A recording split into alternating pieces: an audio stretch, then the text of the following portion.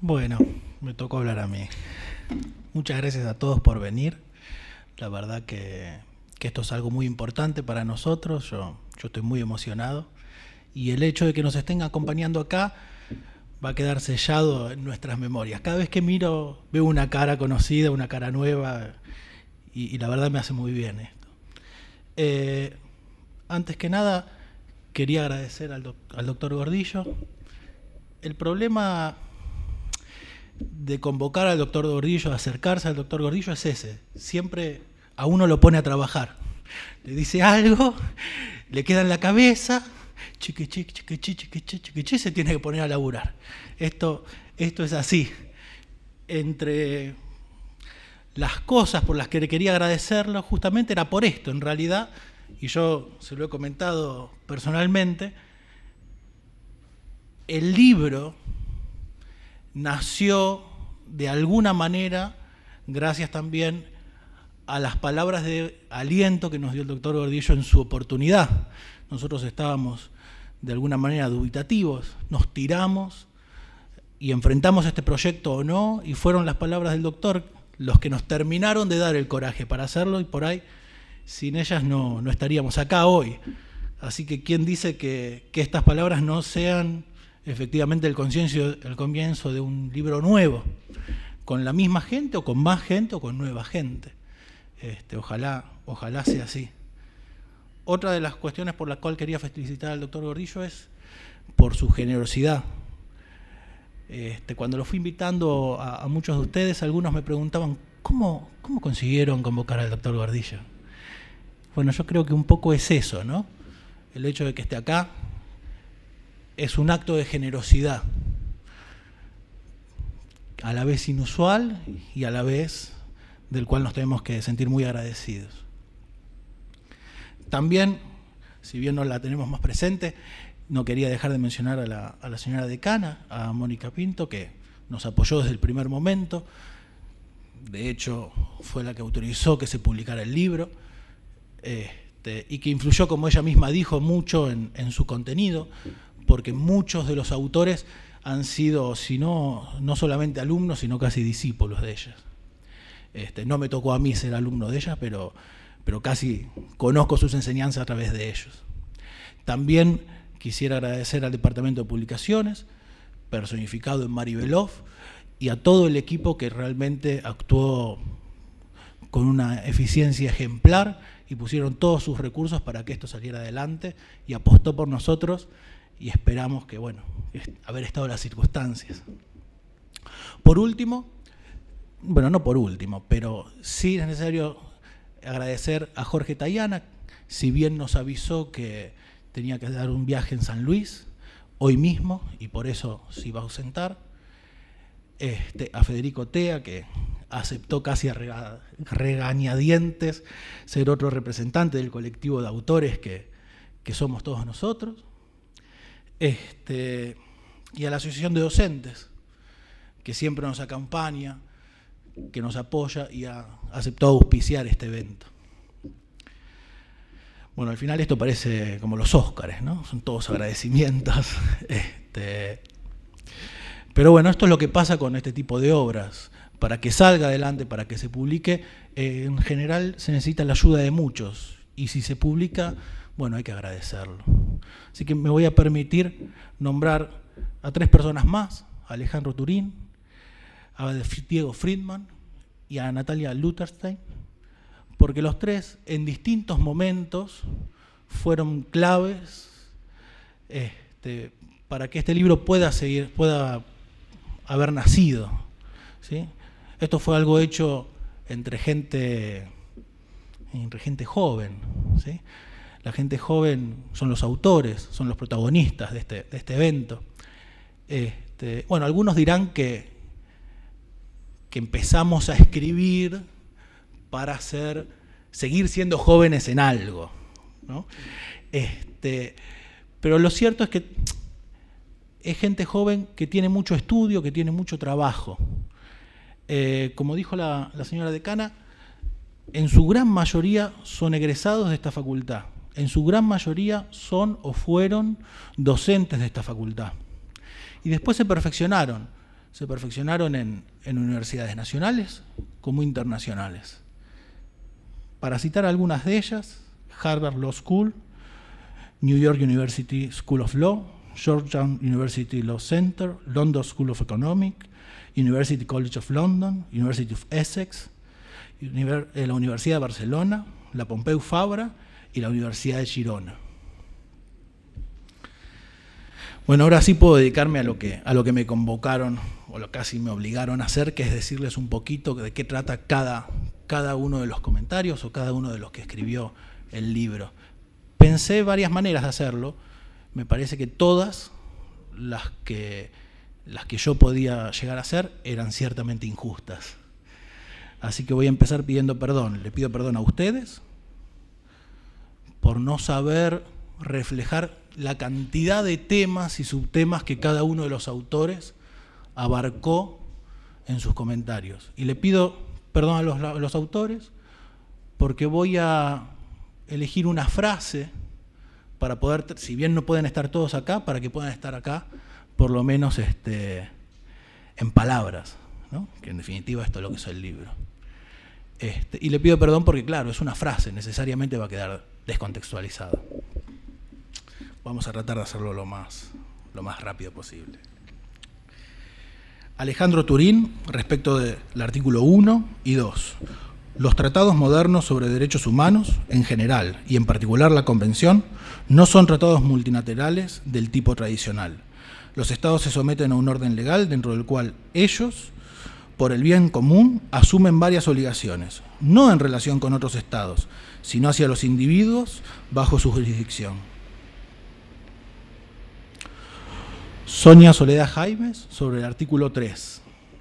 El reconocimiento material de la personalidad jurídica resulta inoperante si el titular de este derecho carece de los medios o instrumentos para acreditarlo, y por tal motivo se ve privado de personalidad ante el orden jurídico. María Luisa Piqué, artículo 4. El derecho a la vida no es absoluto.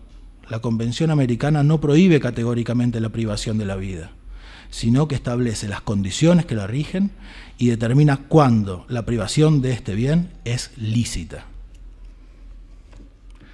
Carolina Nelo, artículo 5, sobre el derecho a la integridad física, psíquica y moral. La Corte Interamericana de Derechos Humanos señaló que la infracción a este derecho implica una clase de violación que tiene diversas connotaciones de grados y que abarca desde la tortura hasta otro tipo de vejámenes o tratos crueles, inhumanos o degradantes. Vanessa Rodríguez, sobre el artículo 6. Una nueva forma de esclavitud abarca una variedad de violaciones a los derechos humanos y en estas se incluyen la explotación sexual, el comercio de personas, la explotación laboral y la prostitución. María Ángeles Misuraca, sobre el artículo 7, a la libertad personal. La Corte Suprema está recogiendo la jurisprudencia interamericana y la está haciendo suya. Ha resuelto casos como Simón, Arancibia Clavel, Maceo y Berbisky, entre otros. Sin embargo, sería importante que exista una dinámica aplicación de estos estándares de protección provenientes de los organismos mencionados por parte de las instancias judiciales inferiores. Federico Tea, artículo sobre las garantías judiciales. Resulta un tanto difícil acordar qué significa el debido proceso. ¿Qué se entiende por debidas garantías? ¿Cuáles son? ¿Cuál es el ámbito de aplicación? ¿Cuánto tiempo es un plazo razonable? ¿Cómo se asegura la independencia e imparcialidad de los jueces? A pesar de la variedad de estas respuestas y de otras similares, cabe reconocer que la riqueza del artículo 8 de la Convención facilita en gran medida la tarea interpretativa. Cristina Adén, sobre el artículo 10.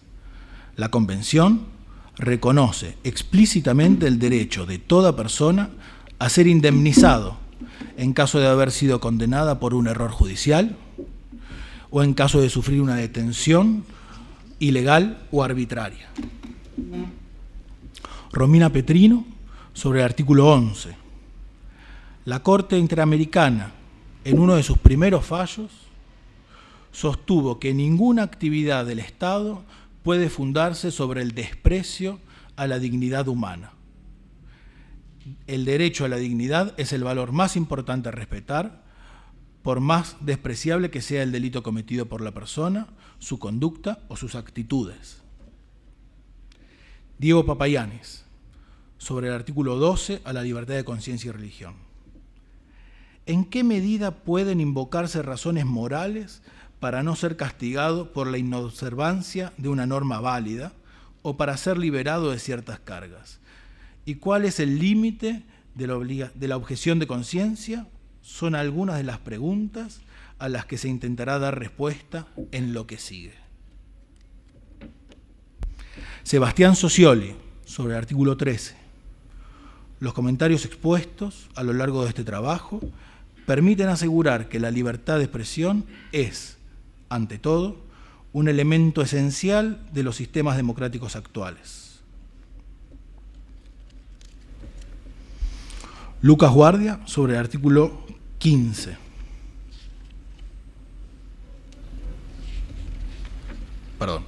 Lucas Guardia, sobre el artículo 15. Si bien la Convención contempla la posibilidad de restringir el derecho de reunión conforme a las necesidades que permitan conservar la sociedad democrática, la seguridad social, el orden público, la salud o la moral pública y los derechos de los demás, el conflicto que se plantea en las legislaciones internas es la construcción que debe darse al contenido del derecho fundamental.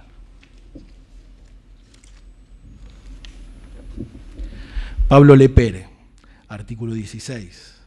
Los instrumentos de derechos humanos reconocen la libertad de asociación en forma amplia, extendiéndola a asociaciones de cualquier índole.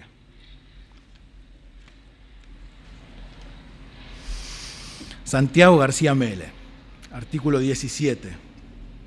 Tal como sostiene la Comisión Interamericana, la presente disposición reconoce el papel central de la familia y la vida familiar en la existencia de una persona y en la sociedad en general. Es un derecho tan básico de la Convención que no se puede suspender aunque las circunstancias sean extremas. Ayelén Casella y Leonardo Toya, sobre el artículo 18. La Convención reconoce el derecho al nombre considerado en el orden social, pero teniendo como norte al hombre como realidad superior.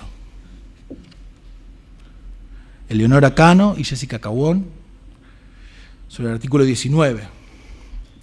La Corte precisó que los niños son titulares de derechos y no objeto de protección. Federico Labopa, sobre el derecho a la nacionalidad.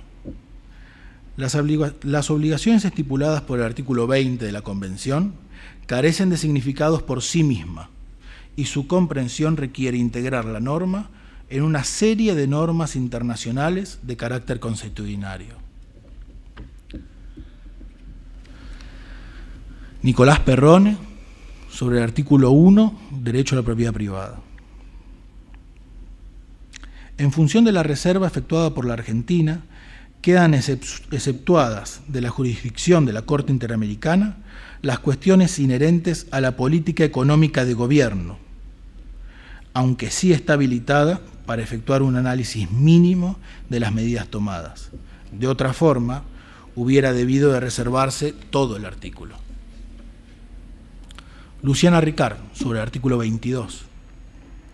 Algunos derechos, como los derechos políticos o los derechos de circulación y residencia, enumerados en el artículo cuyo objeto este comentario, están sujetos a mayores restricciones para los extranjeros. Estas mayores restricciones son contrarrestadas con la incorporación del derecho humano a poseer una nacionalidad.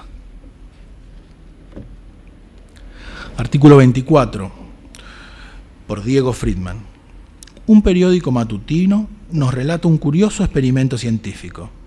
2 primates aislados en una jaula son habituados a recibir un mismo tipo de fruta, una manzana, como alimento, que parece saciar su apetito. Pero la situación se altera un día, cuando uno de los monos recibe otro tipo de fruta, una banana. Ahí, mientras el mono que recibió el nuevo tipo de fruta disfruta de su alimento, el otro mono se encrespa, se siente tratado injustamente y arroja la fruta que comía habitualmente con furia. Diego Friedman también y Junco Rojos sobre el artículo 25.